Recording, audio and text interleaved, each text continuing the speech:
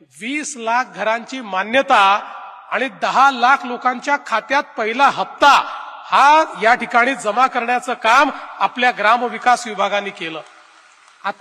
गेल्या वर्षी 20 लाख आणि आता 10 लाख घरं आपल्याला पुन्हा दिलेली आहेत। मला आपल्याला सांगितलं पाहिजे, प्रधानमंत्री आवास योजना जेव्हा सुरू झाली तेव्हा त्याच्याकरता जे प्रमाण मानलं गेलं होतं ते 2011 साली सोशिओ इकॉनॉमिक सर्व्हे झाला होता।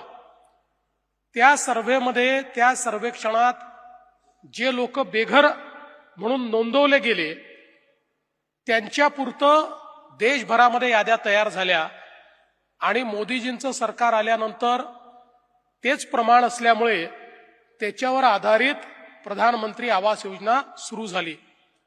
आमच्या महाराष्ट्राचं उद्दिष्ट अतिशय कमी होतं, 13-14 लाख नावं केवळ आमची त्या एसईसीसीच्या यादीमध्ये होती। आम्ही काम सुरू केल्यानंतर 2017-18ला आमच्या लक्षात आलं आणि म्हणून आम्ही केंद्र सरकारकडे गेलो आणि माननीय मोदीजींना विनंती केली की मोदीजी, ही यादी 2011ची चुकलेली यादी आहे, अनेक खऱ्या बेघरांची नावं याच्यामध्ये आलेली नाहीत, आपण आम्हाला नव्याने संधी द्या। आणि मग मोदीजींनी त्यावेळी आवास प्लस अशा प्रकारची योजना आणली आणि सांगितलं नव्याने रजिस्ट्रेशन सुरू करा। आणि नव्याने रजिस्ट्रेशन आम्ही सुरू केलं आणि ते सुरू झाल्यानंतर अजून जवळपास 30 लाख या ठिकाणी बेघरांची नोंद आपण केली आणि जवळपास ती नोंद झाल्यानंतर आपल्याला कल्पना आहे पहिल्या टप्प्याची घरं आपली कामं चालली होती।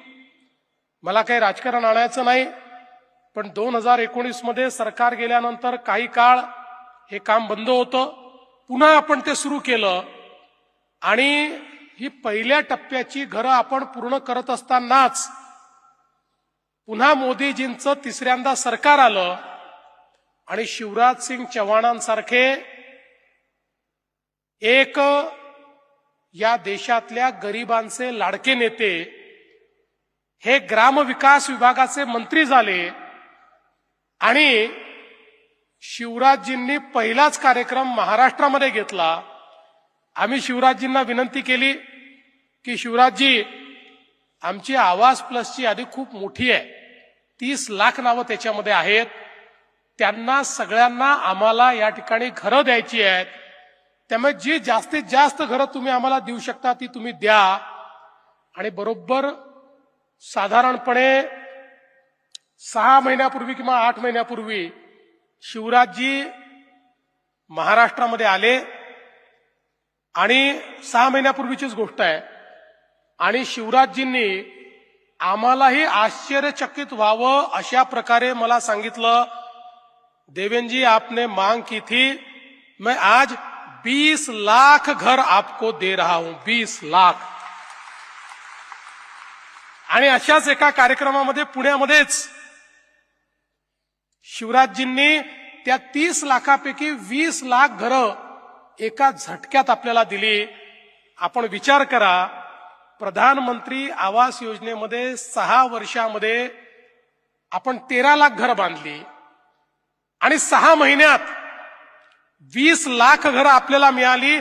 ती 20 लाख घरं मिळाल्याबरोबर आम्ही ग्राम विकास खात्याला सांगितलं की यांनी रेकॉर्ड केलाय, आपल्यालाही रेकॉर्ड करावाच लागेल, त्यामुळे तुम्हाला 100 दिवसामध्ये या 20 लाख घरांची मान्यता द्यायची आहे आणि त्यातल्या 10 लाख घरांना किमान पहिला हप्ता द्यायचा आहे, तर हे टार्गेट घेऊन काही फायदा आहे।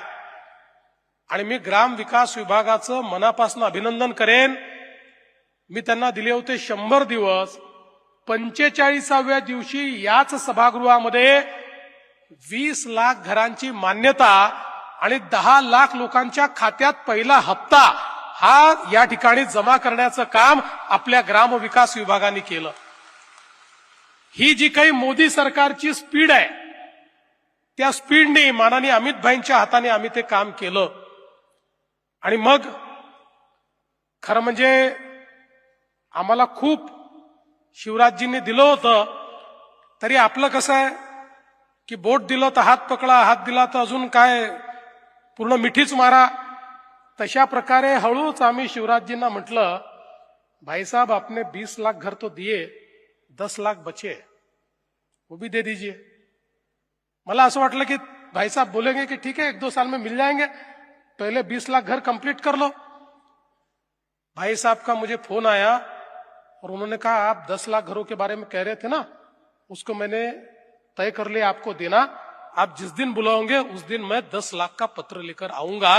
आणि आज ते 10 लाख घरांचं पत्र हे आपल्याला माननीय शिवराज सिंग चौहान साहेबांनी दिलेलं आहे.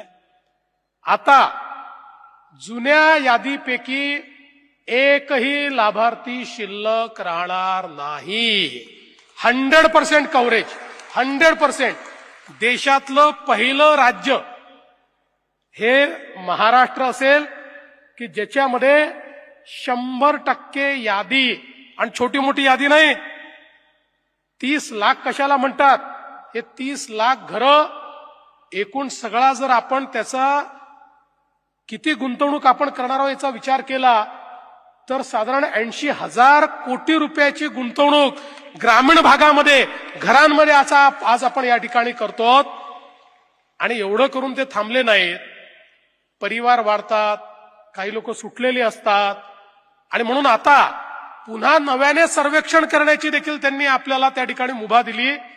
जे सर्वेक्षण आता आपण करून राहिलो आहोत, म्हणजे अजून कोणी सुटले असतील, काही परिवार वाढले असतील, काहींकडे अजून 2 परिवार तयार झाले असतील, अशा सगळ्यांना त्या ठिकाणी इन्क्लूड करण्याकरता तिसरा सर्वे आपला चालू झालेला आहे. पण संजय राऊत असं मी प्रश्न मागे